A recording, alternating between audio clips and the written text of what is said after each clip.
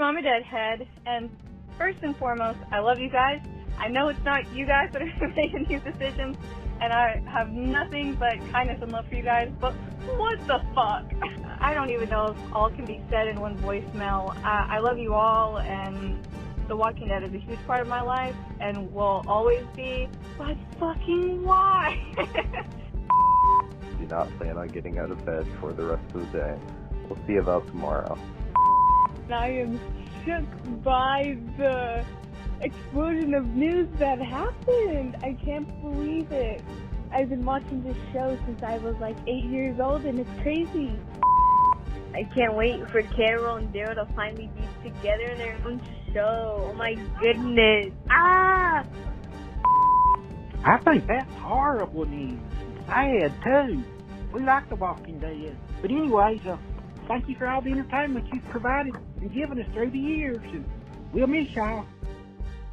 Welcome back to an emergency episode of Talk Dead to Me. I know it's not Sunday, but this news is so huge, we have to discuss it right away. I'm your host, Johnny Odell. I'm the social media manager for The Walking Dead, and today we are discussing the bombshell report that AMC is ending The Walking Dead after 12 years, 11 seasons, late 2022. Now, this report came as a shock. I just found out about it late yesterday, and I think a lot of people close to the show found out in a similar time frame. If you guys don't know the full details, let me spell them out for you. The Walking Dead, which still has a season 10 finale to air in October, is going to spend its last season, season 11, with a massive 24 episode run that will take us all the way through the end of 2022. In 2023, Angela Kane, who's the current showrunner of The Walking Dead, is going to go over to a new show, a fourth Walking Dead series centered around Carol and Daryl.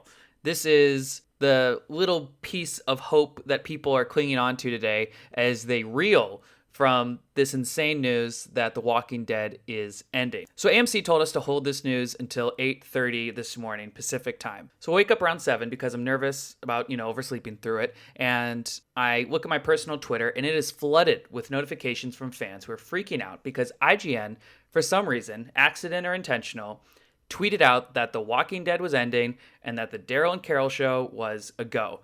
This is obviously something that I'm assuming was a mistake, but some people might think otherwise. Now, thankfully, no other outlet followed suit. Everyone held the line until 8:30, and then all hell broke loose, and it was everywhere. So because everything's happening so fast today, I thought I would have an emergency podcast where we spoke with a bunch of folks close to the Walking Dead family, hear some voicemails, get some clips from people who are reacting on YouTube, and just kind of capture the moment of today, because it's a big one, probably the biggest one since Andrew Lincoln decided to leave the show. So let's start things off with comicbook.com's Brandon Davis and Insider's Kirsten Acuna. They're great friends, and I'm so excited that they joined me today last minute.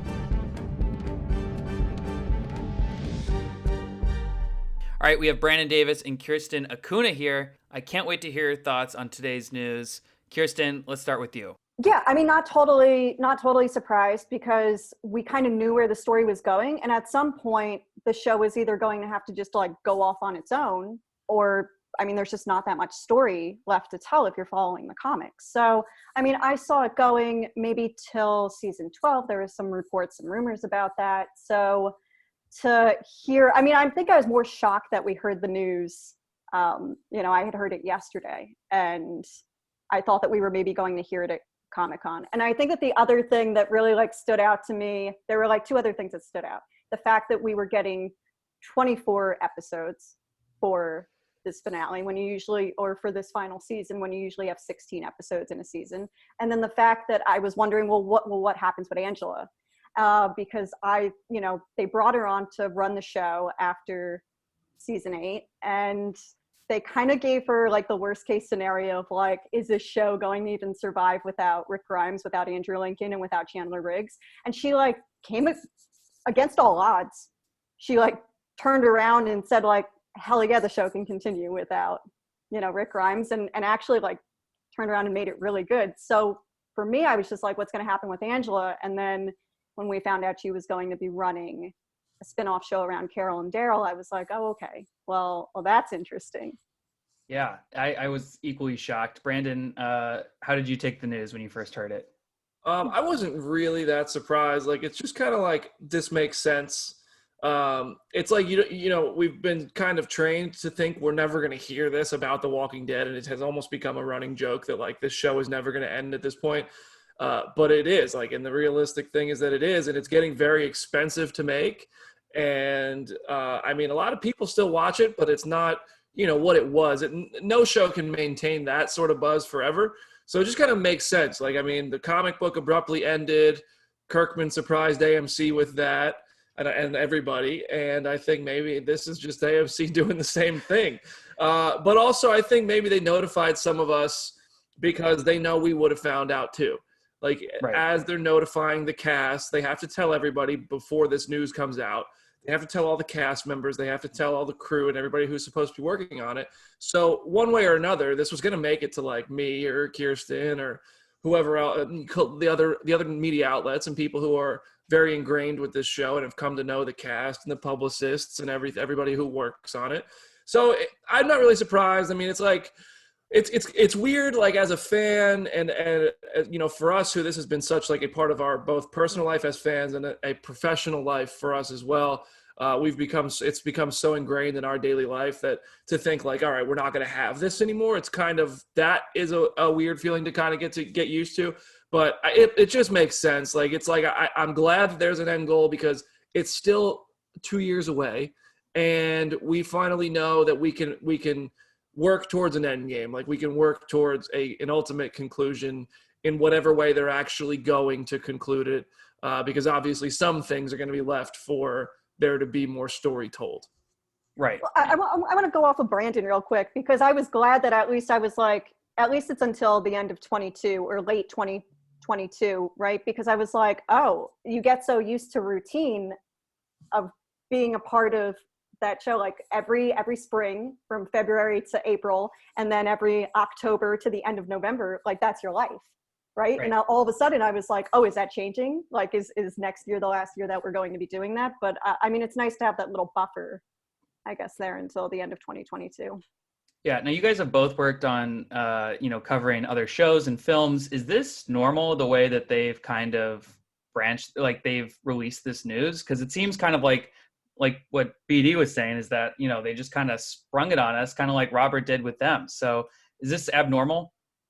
I think I can't think of anything that's ever handled any of this stuff the way The Walking Dead does. The closest thing I can think of is like a DC Films panel at Warner Brothers at Comic-Con, because it's just like, they don't keep anything a secret anymore. Like the fact that a Daryl Carol show is coming. I mean, like, the fact that the Rick movie, like they did this with the Rick movies, when Rick's last episode aired immediately. I mean, you had 30 seconds to weep over Rick Grimes leaving before Scott Gimple was saying, we're doing a trilogy. And is that still a trilogy? I personally don't think so. I don't think anybody knows, but every time AMC addresses this, they say a Rick Grimes movie. They talk about it in a singular form. And everything I have been kind of hearing is like, it seems like this is taking the shape of one movie and maybe it gets a sequel. Who knows? But like the Daryl Carol spinoff, I think like you should look at what Marvel does. And I'm sure there are other franchises that do this really well, but Marvel is kind of the gold standard right now. And they kind of keep as much as they can a secret until it is a concrete plan. And then they make these set of movies. And then as that set of movies is out, they look at what works and they decide, all right, we need to fast track a sequel to this. We need to put this character somewhere else. And then the ensemble needs to use these characters and these characters because this is what fans liked. And then we need to not use this because people didn't like it. And we can kind of go back and tie it in and make Happy Little Accidents look like grand genius plans. And it'll all tie together as if we knew this from the beginning, but we didn't. We just reacted to what worked. And I think if you hold the news of the Carol Daryl spinoff and maybe even change your plans further down the line, it gives you flexibility to change your plans without criticism, without looking like you're floundering behind the scenes. They may not be. They may know exactly where they want to go. But they can kind of, at least halfway through 2022, look at what's working with this final batch of episodes and say, okay, we're going to do a Carol Daryl spinoff because that's what people want. Who knows? 2 years from now, maybe they won't want that. It's tough to say. I mean, it's Carol and Daryl, so they're the safest bet. They're the two longest running characters on the show. But my point is, like, I think it's more exciting for the fans. It's more, it doesn't become a lingering thought and then eventually an afterthought if you save some of that surprise and let it kind of happen or get a bit more organically. And as it's happening on the show, you can kind of tie it in and make it more exciting that way. So it's very untraditional from what in my experience. I don't think I've ever experienced something like this, but also the landscape is constantly changing. And we've seen that with this show and being forced to adapt to the social media landscape and the media landscape where people are constantly hunting scoops and everything. So they definitely go about this differently at AMC from what I've experienced with other networks and studios. I agree. I want to say I think it was unpredictable only because, and when I was talking, I was pushing back with AMC a little bit when I heard about this. And honestly, it sounds like it's just something that happened because of the pandemic. I think that we would have had 12 seasons if it wasn't for the way that things have gone. We would have been prepping for season 11 right now, right? Mm-hmm. And they would have like 3 episodes left to film in season 11. And then they'd be going into 12 next year. So yeah, I think you're absolutely right. So basically have a consolidation. If you think of how many episodes we would have had between season 11, season 12, we would have had like 32, right? And we take the finale, the season 10 finale out of the picture. We're going to have 30 more episodes. So we basically have the 2 seasons right there, just like 2 fewer episodes. So that caught me off guard. I mean, I thought we would have heard it at New York Comic Con, but I mean, Brandon basically, I think he made a good point as to why we heard it now. But the things that I heard from AMC when I pushed back were this happened, I think, as a result of the pandemic. And the other thing that I wanted to mention was Brandon referred to the movie. I specifically asked them what this meant for the trilogy, the Rick Grimes trilogy, the movies, and I got the runaround a little bit at first saying, oh, well, we have these other shows. And then the only time when the movies were referenced, it was referenced singular as movie. So I don't know, maybe they're starting with one to stay optimistic. Maybe they start with one, see how that does, and then they go from there. But maybe it's also just one. I don't know. Now, Brandon, you reported that there might actually also be a financial reason outside of Corona why they didn't decide to do a 12th season, even considering everything going on. Can you expand on that a little bit? I think it's a combination of things, and I think it probably brought to the attention to AMC that they could save some money if they do it this way. I think the 6-episode thing from season 10, I think when that happened, they were probably still thinking we're going to have a season 12.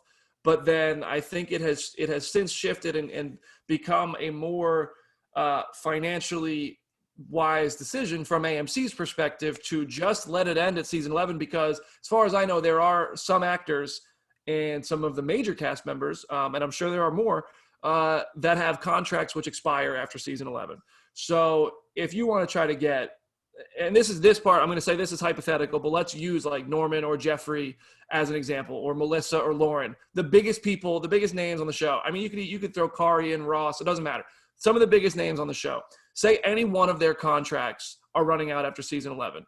If AMC is going to try to get them back for one final season, do you know what their agents come back with for you to say you want them in the last season? You got to open your purse all the way through.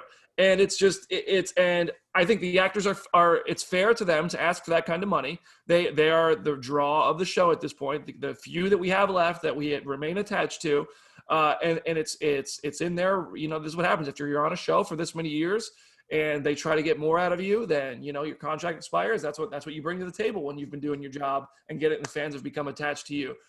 So I think that they looked at it and they said, you know what, we can just kind of.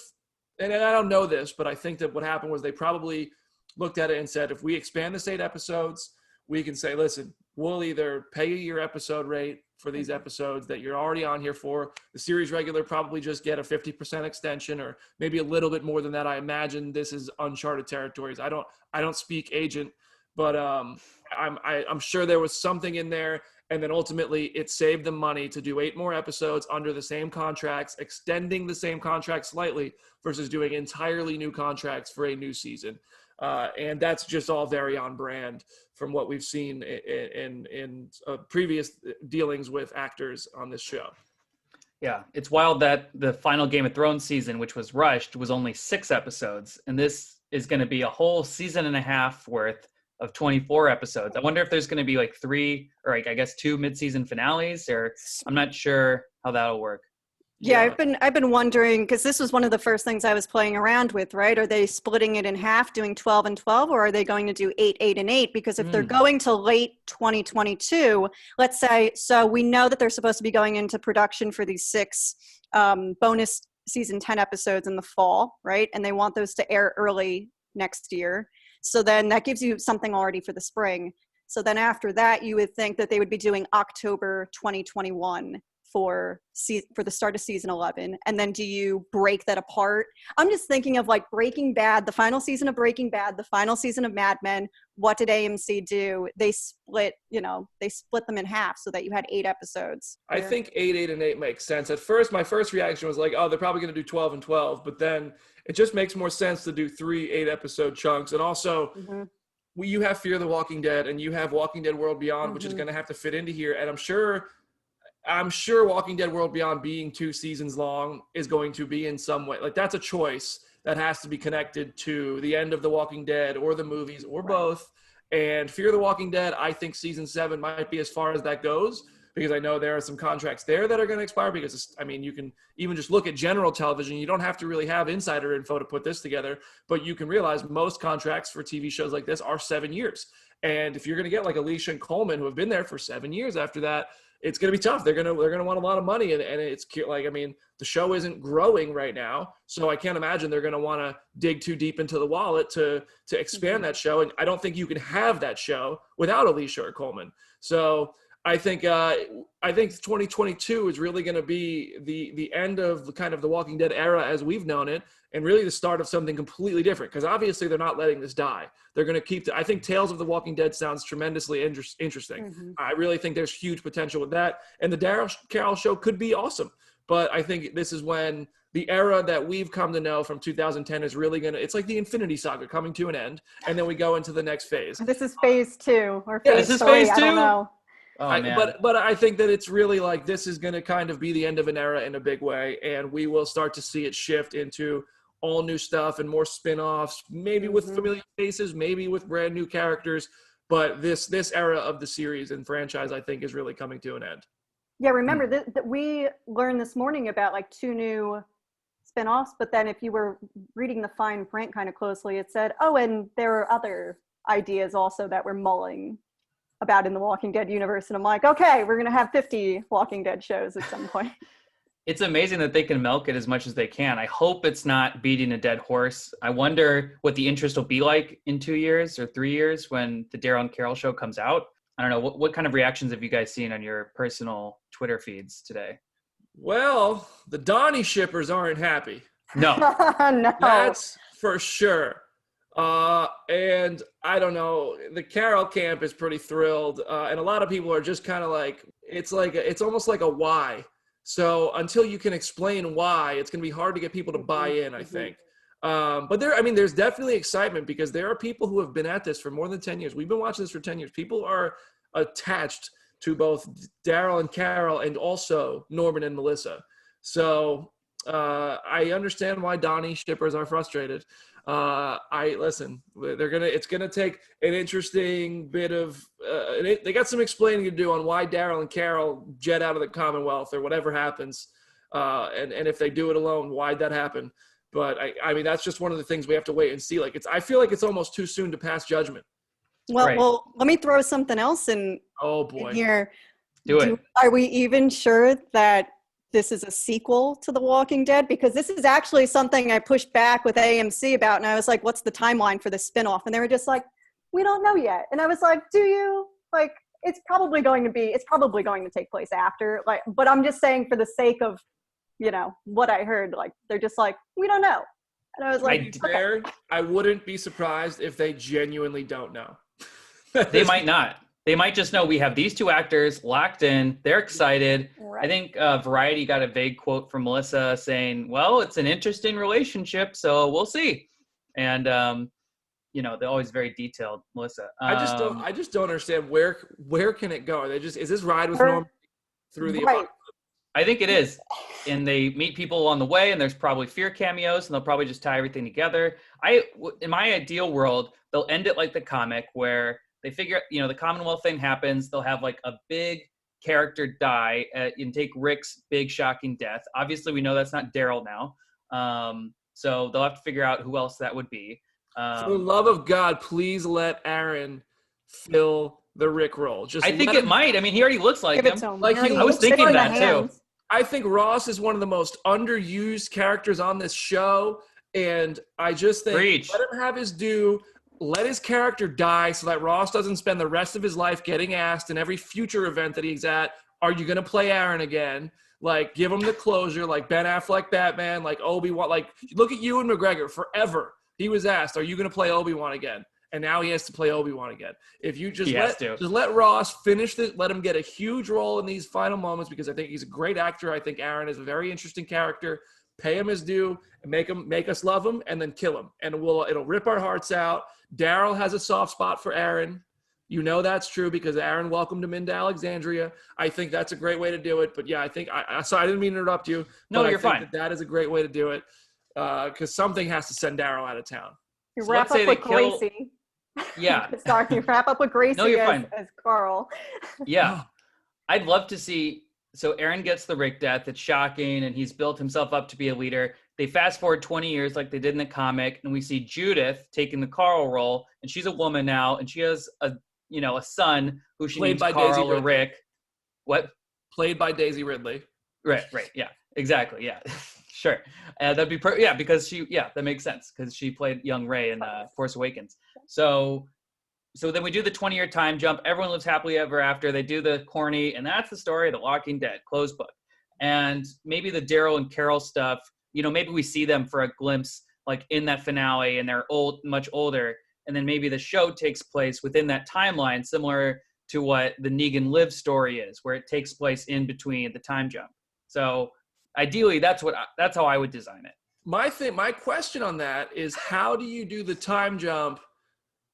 Does the time jump kind of put you in a box for the Rick movie? Because then you have characters who how they're going to end up. We know if they're going to end up with Rick or not, or they're alive or dead. And does it put you in a box for that? I have another theory on how Daryl could leave. I think he could see the Commonwealth and everybody going back to civilization and getting settled in and getting back to normal. And he's just like, ain't y'all forget how bad the world was before? Because he hates the world. Or the world before the apocalypse. What is that accent? Even worse for him. So he might just run away from the prospect of going back to the way life was before he had this family. Well, if you go back to the season 10 premiere, remember when Daryl and Carol were talking, and Carol wanted Daryl to go ride off with her into the sunset, and they tossed New Mexico out there, and they talked about going west. So maybe those seeds that were planted. Maybe that's how they tie it all into being a Breaking Bad sequel. Exactly. Yeah. Exactly.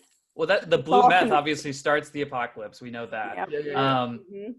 They find Walter White reanimated. If the series finale is let's say November, December 2022, by then they're probably hoping a Rick movie has come out by that point.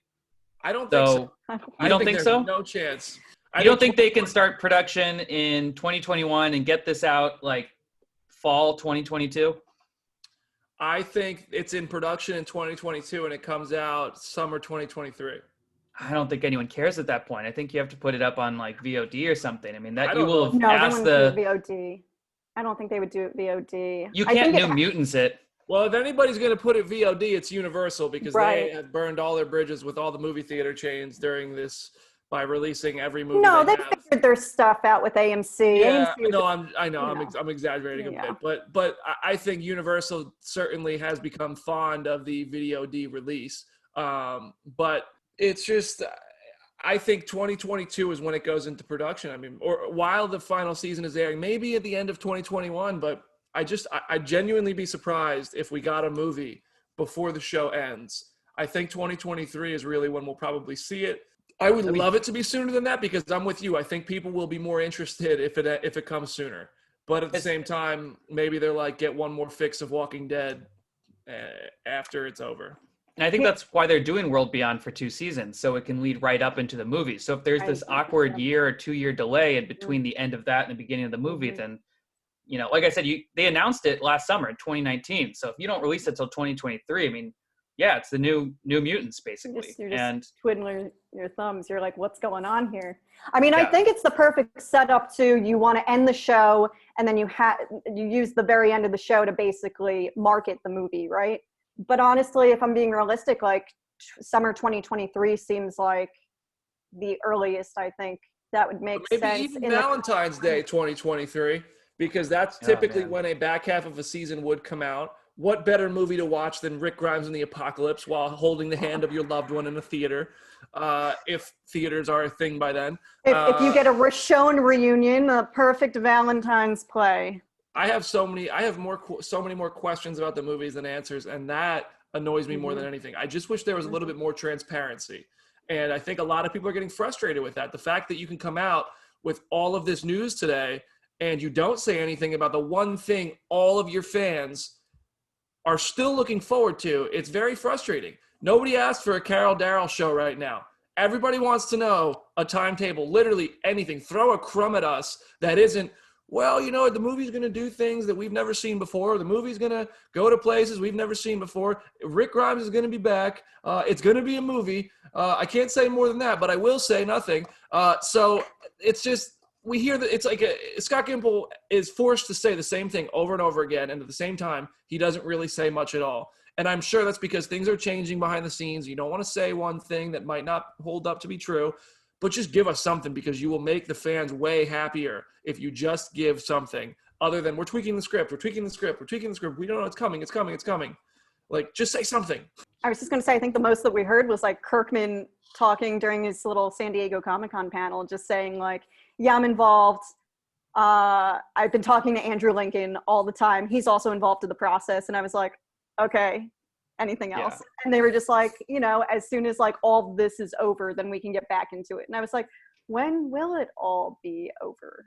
I'm not sure if they know. I think they might be more behind schedule than we think they are. I don't know. I mean, I think that's probably true. And that's why it's ultimately kind of smart not to touch the release date, the schedule and that kind of stuff, because there is so much uncertainty, especially in the world right now. But I mean, maybe like a director, some casting, like any piece of news, where it's going to take place. I think anything like that will go a really long way with these fans, because I mean, all three of us are talking right now, we are all in the trenches with the fans every day. Like, these are our people, you know, it's the TWD family. And we get to be like a big voice in that, but that also means we have to listen to what the fans are saying, because we have to identify what sort of content to create for them. So I feel like the three of us have a really good gauge of what the fans want to hear, what they enjoy hearing, what they don't like hearing. And I just think any piece of information about that will go a really long way. Mm-hmm. I agree. I wish I had more information about this, or, you know, anything. Usually I'm like ahead of it, and then it's been complete radio silence. So right. When you asked what reactions we were getting today, I felt like it was one, dog needs to be on the Carol Daryl show, and then it was like, well, Kirsten, do you have any news about the movies also? And I was like, movie? I don't know. I think there was some internal dialogue about, and maybe frustration, that they had announced 3 movies, because that's pretty ambitious, because you're assuming the first one does well and that it has legs for 3. I mean, I still think it's like Downton Abbey, where I'm not going to go see the Downton Abbey movie because I haven't seen the show.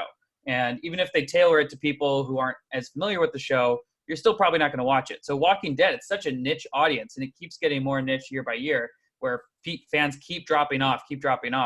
So I'm just worried about the movies, and I wish they would just announce they're putting it on Netflix or Amazon or something like that. But yeah. And that's the thing. I mean, 5 years ago, imagine what a Walking Dead movie would have been. Like, it's just, it would have been massive, right up there with the biggest titles of those years. And I mean, that's nobody's fault. I think it's just it's a combination of some choices the show made narratively, and just time, like viewing, like it's just the amount of time the show was on. So I think and I also think having no end in sight, even when people were frustrated, and I think the biggest frustration point, which people always go to, the two, I guess, are Glenn under the dumpster. People hated that. Yep. And Negan killing Glenn, which you can love it or hate it. Those are the two things that people kind of complain about the most. But I think even with those things in mind, if the show at those points had kind of a clear end in sight and said, we're working towards a finale, like stick with us because it will end, it would have felt like there is something rewarding about staying here, even though it's frustrating. And at those points, it kind of started to become, am I just here to watch these people die all the time? Like, is that the only reason I'm doing this? I think for a lot of people, it started to feel that way. And with Game of Thrones, like, it was like, all right, there's only one more book. And the ending ended up being crap. It was terrible. So hopefully that's what The Walking Dead is getting ahead of by ending now and not outliving its book in the adaptation. But you stuck with Game of Thrones because you knew, like, we only have 13 episodes left. This is going to be wild. I can't wait. And people started watching because they wanted to be in the conversation when people talked about how Game of Thrones ended. Whereas with this, it was just, I just need to see who survives this week. I need to see who survives next week. And I mean, for us, like, I'm attached to the characters. So yes, I'm going to do that. But for a lot of people who are more casual fans, there's not enough reason to stay attached at that point when the show has frustrated you. Right. It became the Grey's Anatomy of, It's getting AMC close. kind of, right? Because it kind of became like the weekly soap opera of like, all right, well, what's the zombie kill of the week or whatnot? And I mean, and I'm watching it, but when El Camino came out, the Breaking Bad movie, like 6 years after the show ended or 5 years after the show ended, it was fine.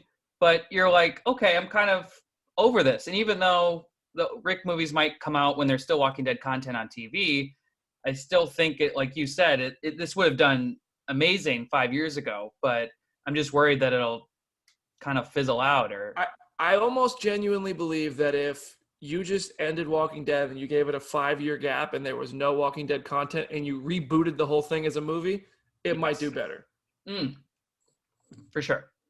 But I mean, I hope, I don't want that because I want to see what happened to Rick. I need to see what they're going to do with Rick's story, and I can't give up now. Yeah, and I hope it's awesome because we're all going to watch it anyway. Like all of us and the people listening to this, I'm sure. But would it make more money at the box office if they gave it a little bit of a rest and restarted? I think it might. I couldn't agree more. Do you guys have any parting thoughts on today? It's been a roller coaster. Before we wrap up. I had one thing, actually. I don't think that we discussed this because I've been wondering what these extra 6 bonus episodes are for The Walking Dead Season 10, and I feel like I got a little idea of that today because sometimes one of the writers tweets at me, Kevin, I hope I say his last name right, DeBolt. Sure. And so we were just going back and forth a little bit, and AMC basically was saying to me, we don't even know what these are. We don't have synopses for these. And I was like, okay, but what my inkling has always been, because I've asked them, I was like, okay, is the finale still the finale?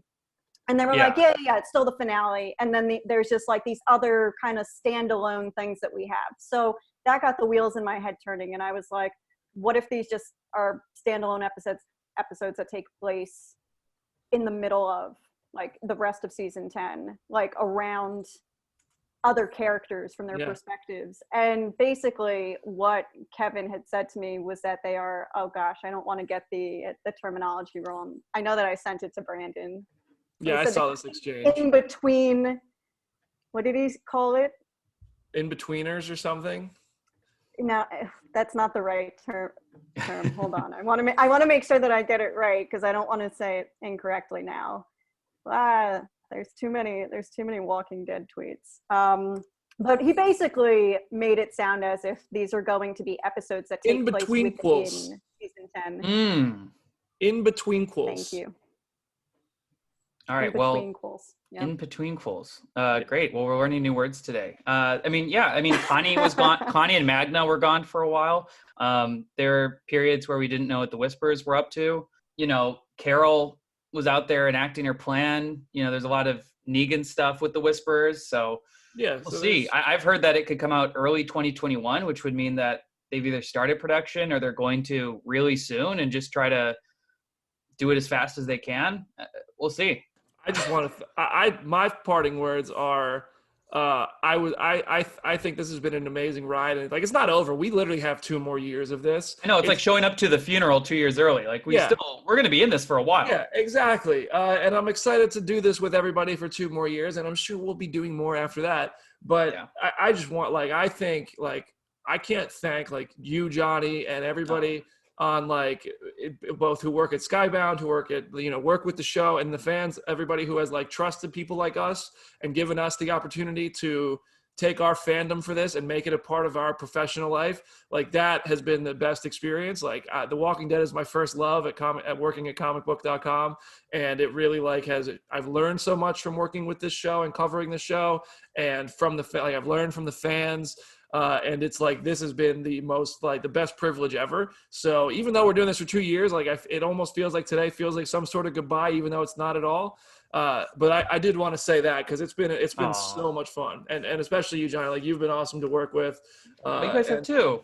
And I feel like we are going to be friends for life. And there's people I've met on Twitter, both that I've 100%. Met in person now and haven't met in person, but they're I've made friends over this show that are part of my life. And they're people who work on the show and people who are just fans that I've met at conventions. And I'm going to be friends with these people. And that's thanks to The Walking Dead. Yeah, and I'm really blessed to have known you guys, and we're still going to know each other. All I ask Brandon is to convince The Rock to play Mercer. I think Boss Logic already made it happen, so if Boss Logic makes something happen, I mean, we saw what happened with Black Adam, so I think there's possibilities here. I don't know if The Rock ever saw it, but he should. I think he did. I'm pretty sure he saw that. Okay. I'm pretty sure he saw that. I'll make sure. He probably didn't know what the hell was happening. He's like, why am I in a red armor tuxedo thing? But well, whatever the fans want. They need a big daunting figure. So maybe Rock is the guy for Mercer. I'm sure we'll be talking again very soon. There's probably going to be a lot more news coming out. So we'll see what happens. But thank you guys for taking the time. Brandon and Kirsten, follow them on social. Talk to you guys later. Huge shout out to Brandon and Kirsten for coming on last minute. I really appreciate it. We're going to keep this emergency podcast rolling with Amanda Stonall. She is the former AMC Walking Dead social media manager, my old counterpart, and we are going to get her quick takes on today's giant news. So we are bringing back the legend herself, a Talk Dead to Me favorite, a classic, Amanda Stonall. It's been so long since you've been on the podcast. It's been so long. It feels like it was just yesterday, but, it wasn't. Truthfully, it was 4 days ago. Yeah. What did you first think when you heard the news about The Walking Dead ending as a former social media manager for the show? I was definitely surprised because I think like many fans, I thought there would never be a day we wouldn't have The Walking Dead, the original version, on air. I did find it interesting that this week has come with a lot of ends, not just The Walking Dead, but also, I guess, the American monarchy themselves. The Kardashians are also ending. And It seems like this week is a historic week for ends. Lots of ends happening. Now, this morning, obviously, IGN kind of broke the news for whatever reason, but I patiently waited for 8:30 because I follow rules. And for some reason, AMC was quiet for about an hour and a half. They didn't tweet a thing. They didn't post anything. The press release was out and everyone was picking that up, but socially, they didn't do anything. Take me behind the scenes. What do you think was happening? I can't speak for this particular moment, but I can speak for moments in the past that there's a lot of factors at play and a lot of cooks in the kitchen when it comes to releasing news from AMC. So it's never really about the news itself and the specific time. There's a lot of people who must say, yes, it's okay to go live at this moment. And if someone breaks it first, a lot of times that will be kind of reconfigured to make sure the news is appropriate and all systems are go. Oftentimes, the press team is working very hand in hand with Gimple and team, so that could also be a part of the play. And as well as, I'm not sure who the current president is at the time, but they also greatly impact when that decision goes live. Was that hard to operate with so much sort of like red tape and so many hurdles to jump through when you're just trying to post something that's pretty cut and dry? Absolutely. I think as a social media manager, the goal is always to be proactive and not reactive. And I found that wasn't ever the case at AMC. But that is truthfully a decision that is above all of the social media managers' heads. Gotcha. Present, All right. past, and future. All right. So don't blame the social media managers there. It was probably something internal and they were probably dying to post it. And people, for whatever reason, were holding them back, whether it was IGN throwing a wrench in things or who knows. Do you think IGN did that accidentally or do you think that was intentional? Ooh, that's Is that too spicy? Wow. I don't want to throw shade to IGN, but I would be curious to know what happened at 8:30 their time, or was it 10 o'clock my time? I think it was like 5. Well, is IGN, I think they're West Coast now. So I think it was around like 5:30 or 6 Pacific. So maybe they thought it was like the inverse for some reason. But that's still like, the press release says 11:30. So, you know. I would love to know from anyone at IGN what was going on there, because I'm sure it was a similar situation of a lot of people running around, a lot of fires putting out, almost identical to what San Francisco is dealing with right now. Wow. Yeah. I couldn't tell what was a Dune trailer and what was pictures of San Francisco this morning. They looked identical. If it was an accident, I'm sure there's some social media manager locked to a basement somewhere. Who knows? And as I think we discussed, or you told me, or maybe I told you, who knows, they have a pretty robust team. So oh yeah, 20 plus people. Seems like you'd have someone on that team that would just make sure, hey, are we getting this out on the right time and not breaking embargo?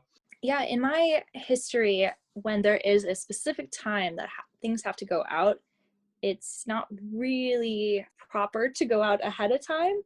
And especially at AMC, when we had a specific time, the only time that we didn't follow that was when there were leaks. So again, I'm sure that definitely impacted a lot of their final decision making.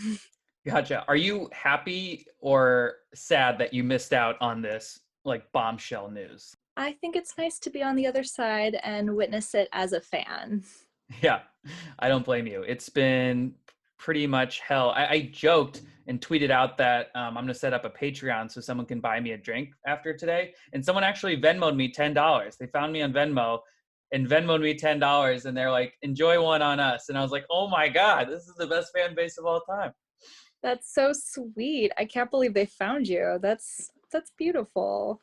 Fans are really, the good fans are really beautiful souls, and we need to praise them more.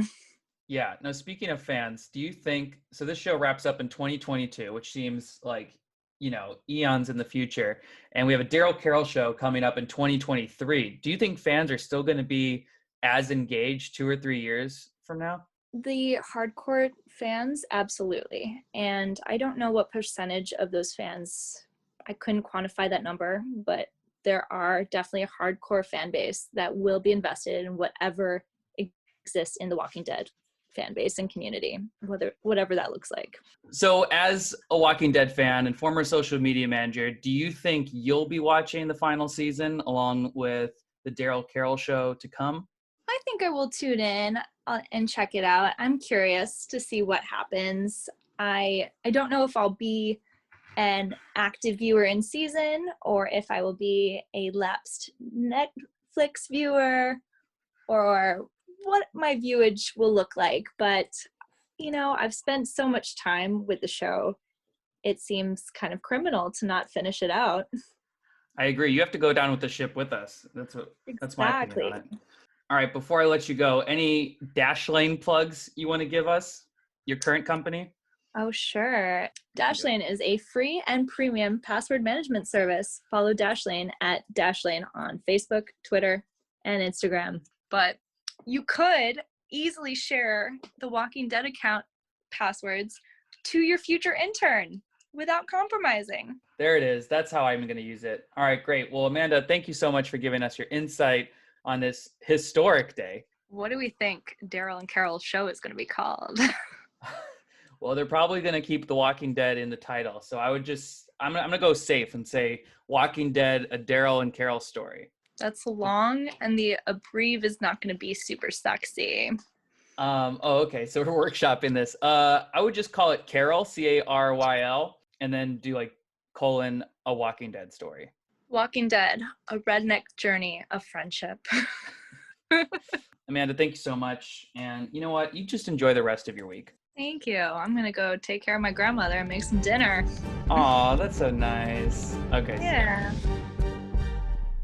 All right, thank you again to Amanda Stonall, always a great friend, always a great person to rely on in situations like this, which have never actually happened before, but I imagine she'd be reliable in the future. Next up, we're going to hear really quickly from Julian Cannon. He is another one of the bloggers who covers The Walking Dead. He is a big part of The Walking Dead family. Let's hear his thoughts right now. So we have Julian Cannon here. You guys know him. He's on Twitter, was on Alternative Minds, now is doing his own freelance entertainment work. He's a great part of the Walking Dead family. Julian, how you doing today? I'm good, and I'm still alive here in New York City. Thank you for having me on to talk briefly about this, because this is shocking news for me and shocking news for the entire Walking Dead community. What was your first reaction when you saw this? I did not want to believe it to be true when I first read the email this morning. I seriously did it. Then I read the details. I was like, oh my God, this is so true. I am so pissed, angry, sad, feeling all the kind of emotions that everyone also felt for the last episode of Game of Thrones, but in a different way. So I'm still having all those kind of feelings because this is all so sudden now. Just like the last issue, as you brought up last year too. It was like, bam, we're done. Just right there. Except this is going to be for a few years from now. 2022 is going to be the last episode of the original show, but then we got the spin-off of Daryl and Carol and the anthology series, which I'm also curious about what kind of characters they could bring back. What characters would you want to see in that anthology series? One episode of Here's Negan, please. But other than him, I would like to see Glenn. I would actually like to see the Terminus group of how they formed, because we got a little scene of them back in season 5 on the premiere, but we need a backstory of how they formed. I also want to see how the kingdom came to be too, and how Eugene and Abraham met, because Althea has one of their tapes supposedly. So maybe she has a tape of how they met, or if she interviewed them or whatnot. What do you think? Yeah, I guess the anthology series could include, fear characters. You could definitely explore Althea's past and the people she's talked to. There was those rumors that she had spoken with Abraham. So there had already been rumors that she had spoken with Daniel, and that turned out to be true. And yes, we know she spoke with Madison. We never got the period between season 3 and 4 on Fear the Walking Dead after the dam exploded. We heard that there was a cave involved, and they recovered and had to find each other, and then they eventually did. So maybe there's some wiggle room there. So another thing we did not get is what happened to all the other characters that was on the final episode of Fear. Right. Walker was one of my favorites on that season. He was a totally different guy that they encountered before on the other show, along with The Walking Dead. So I've always wanted to know what happened to him. Maybe bring him back for one of those anthology episodes. Bring him back. Do you think people in 2023 are still going to care about a Daryl and Carol show? I hope they do, because these two have been there from the start. I mean, all the other characters have been there from the start too, but these are the last two that's been alive from the very first season. So there's going to be a number of people that still do care, and I know there's going to be a number that don't care, but they have to check the show out at least. That depends if this is even going to be a show, or sometime within the next few years it changes into a movie. That's true. Yeah, we were just saying that it might evolve. I mean, we'll see if it's worth it to do a whole show. I don't even know what AMC is going to look like in 3 years, because with Better Call Saul going through its final season, Killing Eve is probably going to wrap up. It's not even technically their show. Nosferatu got canceled. I wonder if everything's just going to move to streaming. Dude, I've been saying it for the last decade or so. Cable is dying, and there's a lot of people that needs to wake up. Streaming is the future, and WWE got it right when they launched the WWE Network. But that's a good discussion for another day. But when they launched it, other network cables companies started to do their own version. Right. And AMC did it too. Yeah, exactly. And you're really active on Twitter. What kind of reactions have you seen today? From the fans. Mostly shocked, mostly sad, and mostly divided, because there are fans that want to see spin-off of other characters, and I get that. And there are also fans that are excited for the Carol and Daryl spin-off series. And there are a few that are saying how come they got theirs first, but these other characters didn't. I wanted to stay away from all of that today. I seriously did. It's crazy that everyone's already mourning the show, but we still have 2 years. Like, it was late 2022. This is going to end. I'm thinking it'll be like a typical cycle where it'll probably end maybe in like October, November, even December of 2022, which seems so far in the future because this year has been the longest year of our lives. So it's hard to think that far. But, it's going to be interesting. 6 extra episodes, too, coming up. Yeah, which I think they're going to start filming really soon. I don't know what that's going to be. I'm guessing they'll just fill in gaps from season 10, like where Connie has been, maybe some Virgil stuff, maybe some Negan and Carol stuff, or Negan and Whisperer stuff. I don't really know. But, I'm sure they'll give an episode. I'm sure they'll give an episode to Maggie and her journey. Maybe we'll get to meet the person behind the mask. With the scythes. Still hoping it's Morgan. Who do you think it is? The masked man. What if it's Claudia from The Alien? I hadn't thought of that, but I think you might be onto something. That's probably who it is. So we'll see what happens. Boy. But anyway, any final thoughts on the news today? My final thoughts, again, I'm just very sad, very shocked. And I just wish that this day did not come to hear this kind of news. I was actually expecting it to go for season 12 or 13, but hearing that they're going to put 11 as 24 episodes, to me, that's 11 and 12. Yeah, I mean, it's a season and a half, and I think they did plan on doing a season 12, but then COVID hit, and then they just kind of got up against the timeline. So I think they're like, screw it, we'll just, keep going. So we'll see.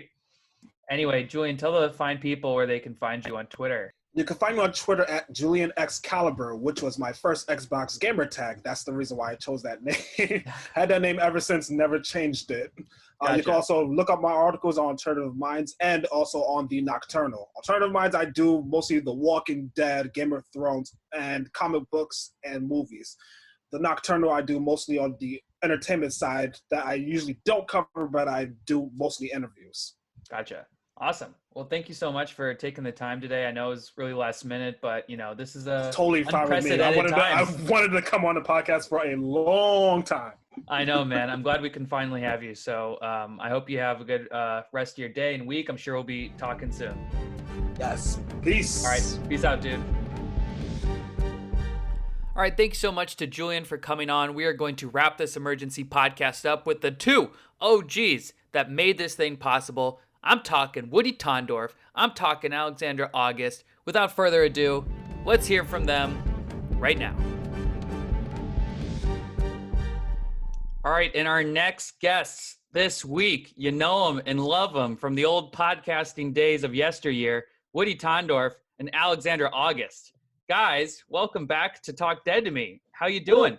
What a thrill for you to have us on the podcast again. I you know know. What? After the shit you pulled that you're like, hey guys, it's all getting canceled. We're all going to walk away. And I was like, oh, well, say la vie. And then I turn around next week and the pod's still going on?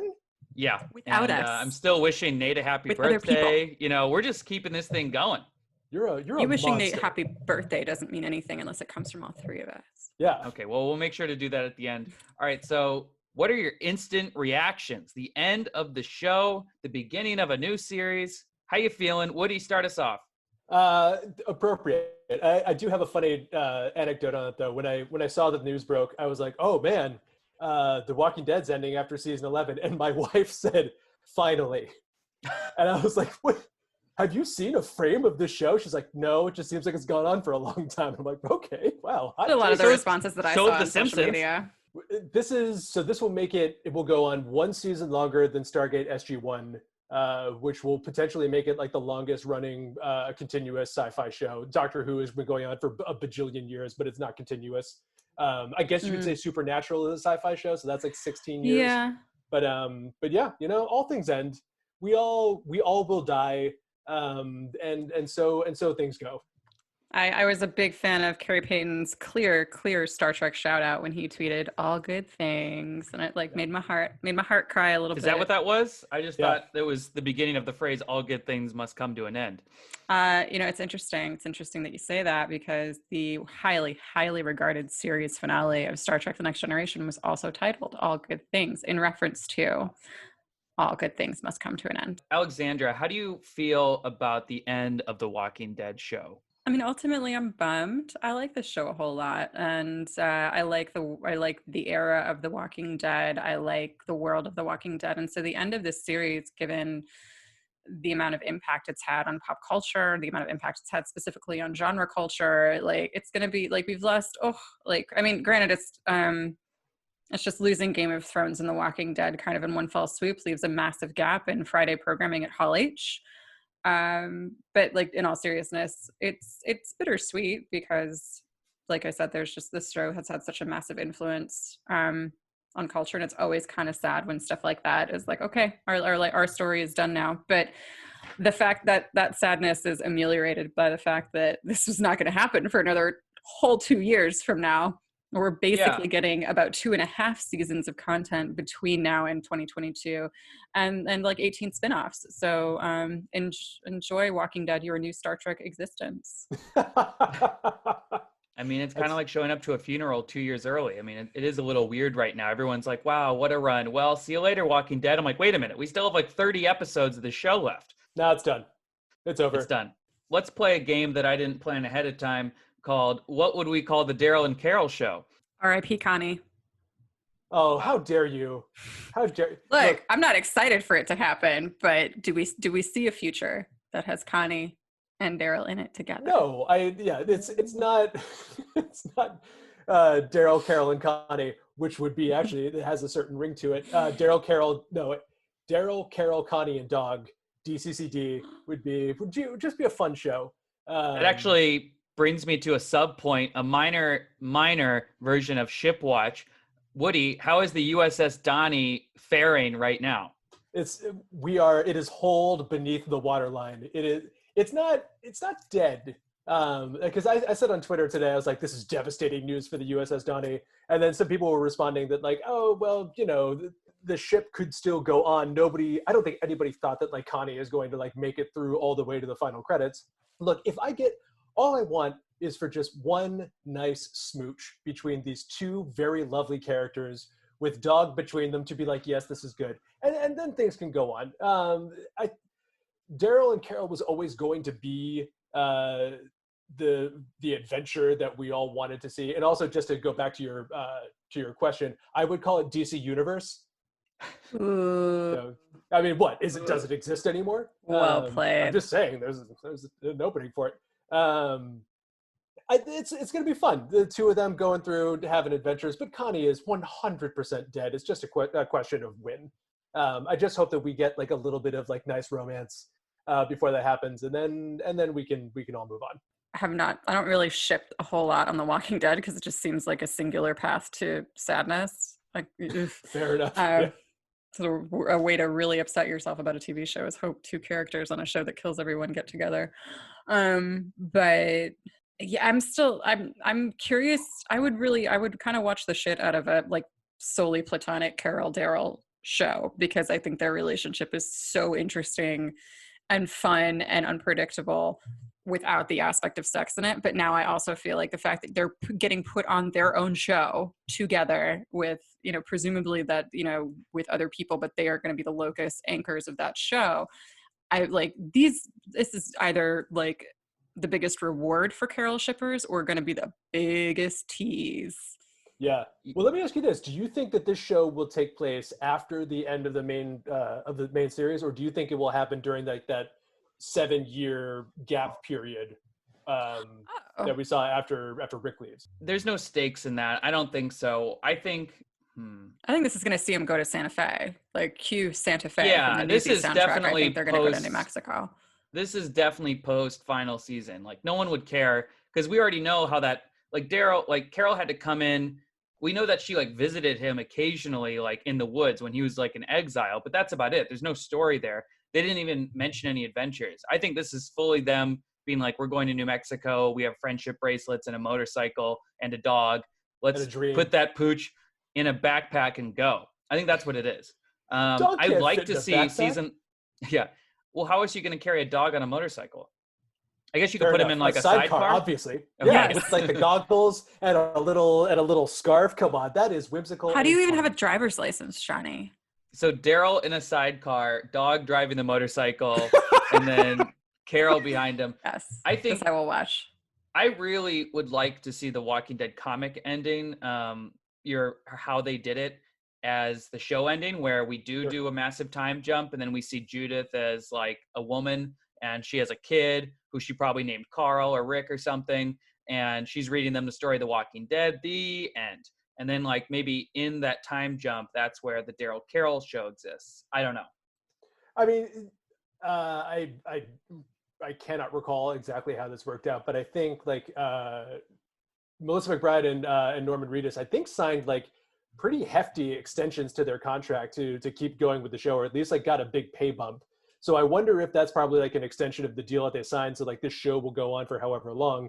I do wonder, like, Daryl is by far the most popular character from the TV show who's out there right now, short of Rick Grimes. So I wonder if all of this is going to be one of those, like, we know nothing about the Rick Grimes movie. So maybe this is all just like one big road trip to like get the band back together somewhere where Rick is. Then Michonne shows up magically, and then, you know, Dog shows up like Shadow and Homeward Bound, and then it's a whole thing. So I don't think they've even figured it out yet, but I'm excited for whatever it's going to be. And, you know, I'm just glad the show's continuing. That means I still have a job, which is important to me. But yeah, 2022, Yeah, I mean, where are we even going to be? Young Sherwood will be in his terrible twos. yeah, we'll have gone through so many adorable Halloween costumes. Some of us might be alive. I will have robot legs, which I'm really looking forward to. I'll just straight be in France. You'll be I can see that for you. Yeah, Thanks. I like that journey for you. I feel like that's where you belong. You're a little too sophisticated for this country. What do we think Thank about you. what do we think about the bajillion spin-offs that they've, like, there's going to be like the Tales from the Walking Dead. Love the name. series, Love the name. Which will be what, like episodic bits? Like Yeah, it's an anthology. Yeah, it'll be an anthology of new and old characters, and I've heard rumors, I can't say who, but of several actors who have definitely died on the show years and years and years ago, who now want to tell their backstory. So Beth, guys.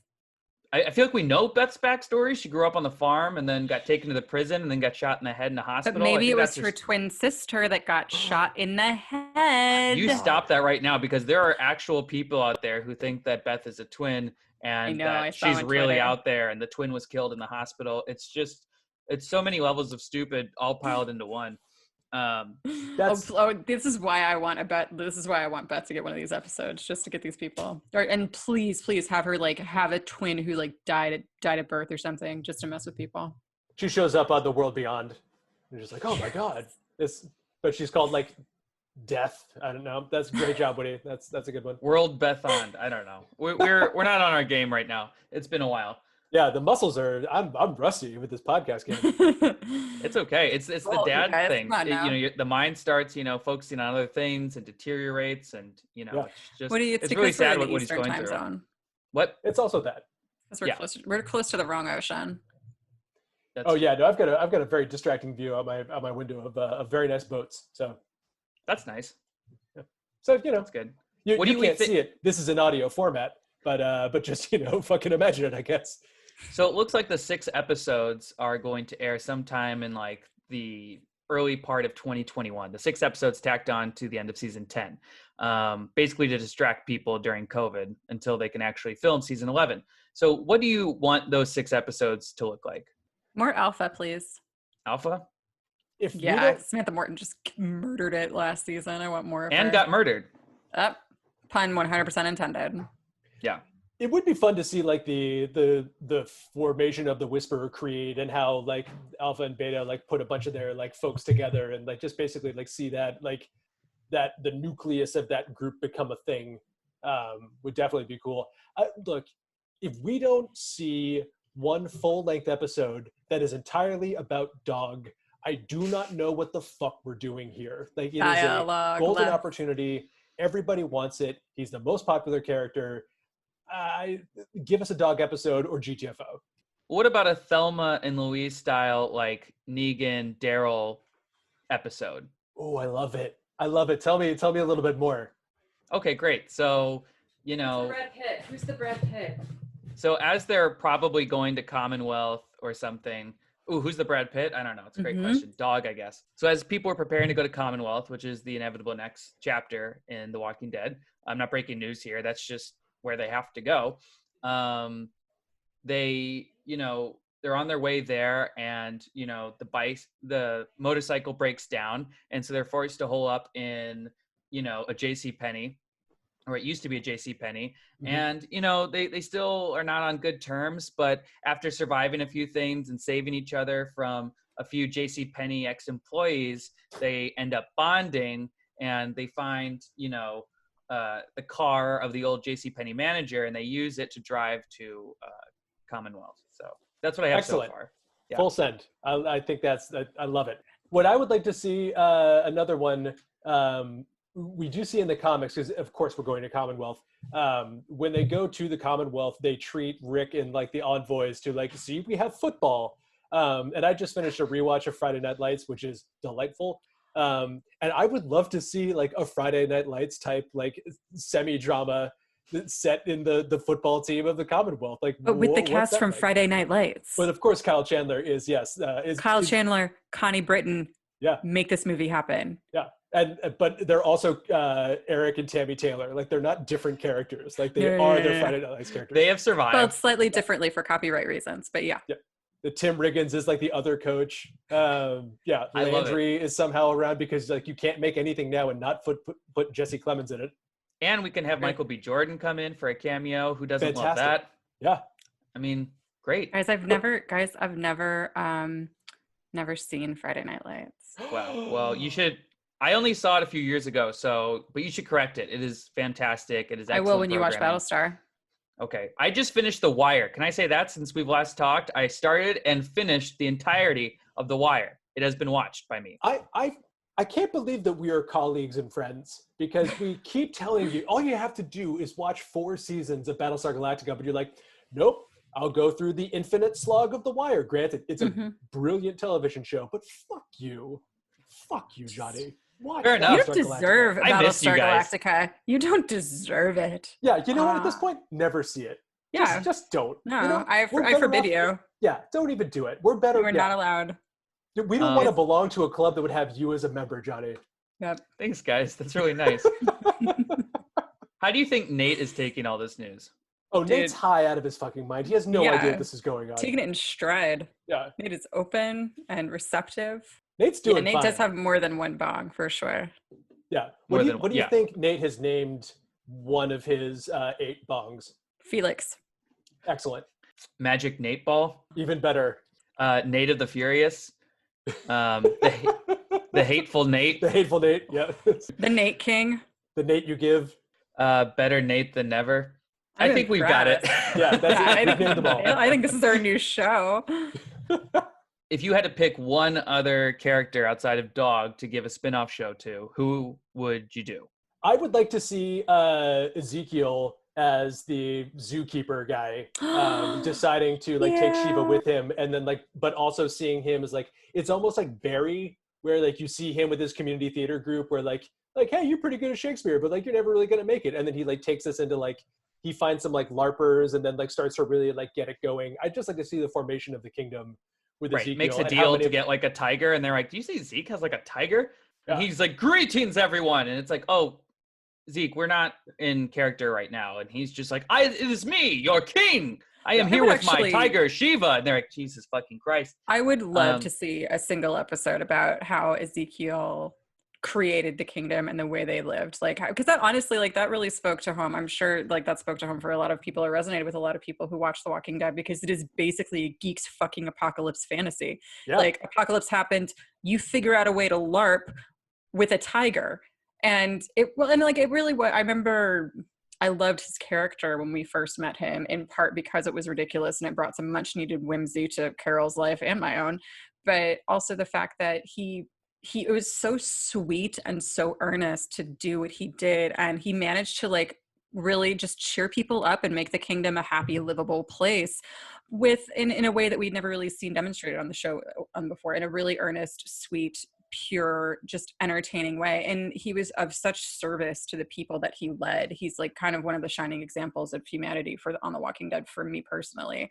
And so I would love to see like an hour about how he just started talking in a Shakespearean dialect, and people were like weirded out by it, but then Jerry's like, huzzah! And like joins up with him, and they start costuming and everybody pitches in so they can create this. You only need one. You'll need one follower, and then you can just convince a group of people that this is supposed to be happening. I mean, I could see him going into like the whole grouping, like, I'm talking kind of like Thor, and everybody's like, I don't know. And he's like, I also have this tiger. And they're like, absolutely, yes. No, when people talk like you. Yeah.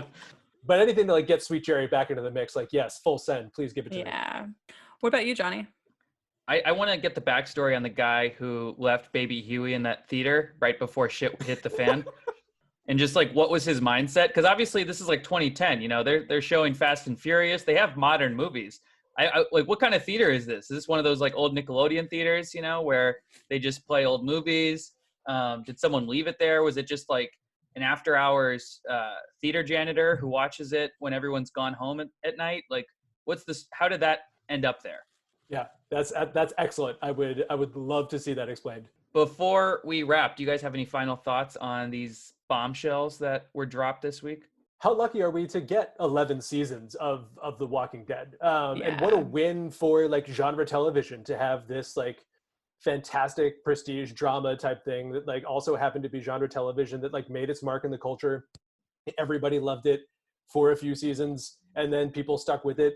I think it's great. It put that more into like the pop culture and made it and really made its mark, and also kept the lights on for Skybound and helped make it the company that it is. And then years later, we all became friends and colleagues, and we make video games and comics and all this stuff that like it's sparked joy in so many people and has led to so many different things, including Robert Kirkman's Four Houses and the one fighting pit that we don't talk about.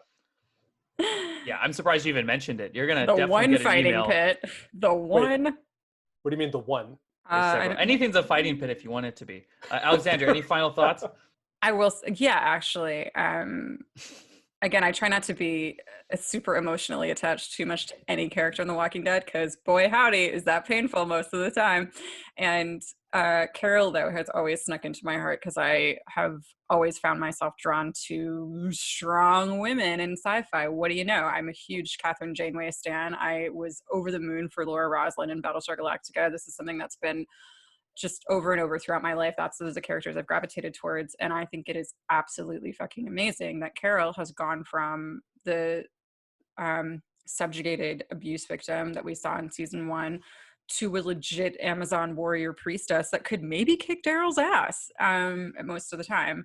And I like the fact that a series that can skew, that is pretty well received on both sides of the political aisle in the United States, could promote a character like Carol and give her such an incredible arc and an incredible narrative life. I just feel like there are a lot of audiences across America that are watching the show that needed to see a woman like that succeed as much as Carol has succeeded, despite the amount of tragedy that she's endured. So I'm just glad that we're getting more of that. And I'm glad that Melissa McBride, this lovely casting director from Atlanta, has got the best job of her fucking life. Congratulations, ma'am. You did and congrats to Angela Kane, who's showrunning this thing. Oh, I mean, yeah.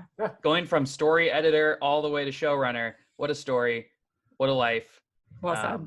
I mean, it's great. She's still alive. We're going to miss her. Until we see her at the next Skybound party. Johnny, final guys, thoughts?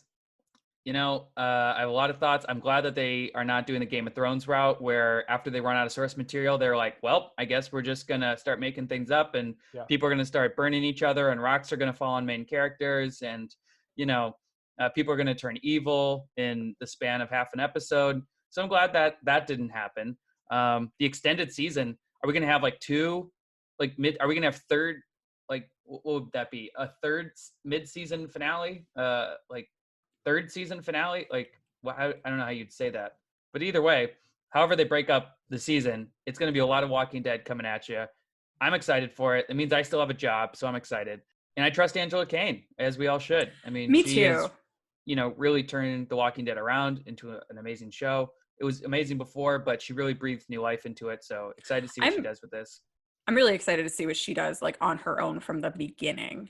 Yeah. Like, this is, she's in a wonderful, powerful position right now on The Walking Dead, but she still has to, like, a lot of The Walking Dead, she did not have a hand in creating because she wasn't in that position until recently. So giving her giving her a whole series for her to have to herself, I'm very excited.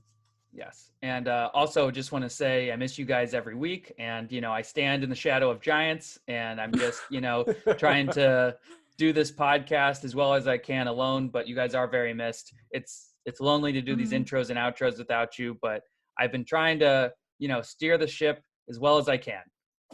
We miss you too. You also look good doing them. That ring light, it's really, you look like $1 million, bud. Hope you guys are doing well, and hopefully we hear from you soon. So you too, bud. Thanks for coming on. And hey, happy birthday to Nate. Great. Nailed it. Good job, guys. Happy birthday, Nate. Happy birthday, Nate. Happy birthday to Nate. All right. I'll talk to you guys later. All right, and that wraps up today's mega emergency podcast. Thank you guys so much for sticking around and listening to all of it. Those few of you who did, God bless you. You're so great to me. I just love you. I'm going to be back on Sunday speaking with Yvette Nicole Brown and also Matt Lintz, who played Henry on The Walking Dead. So look forward to that. And since we already said happy birthday to Nate, I just want to close the show with a little excerpt from the video that Kate O'Shaughnessy, one of our favorite reactors we've had on the podcast twice, she had a great little summary of how she felt about the end of the show and how The Walking Dead has changed her life. So let's do an outro music and hear from Katie. I kind of found the show when I wasn't me. The me that I'm here and I'm all bubbly and I'm all like, ooh, happy and excited about life. That wasn't me when I found the show. It was the worst year of my life. Yeah, even worse than 2020. Who'd have thought that was possible? This year sucks. But I was going through a really bad time and it was horrendous and it was all downhill. And then I found a show that I got obsessed with. I became obsessed with the actors and going to conventions and meeting people that love the show, and it snowballed from there. So I will literally never be able to put into words what the show did for me or where I'd even be if that hadn't happened.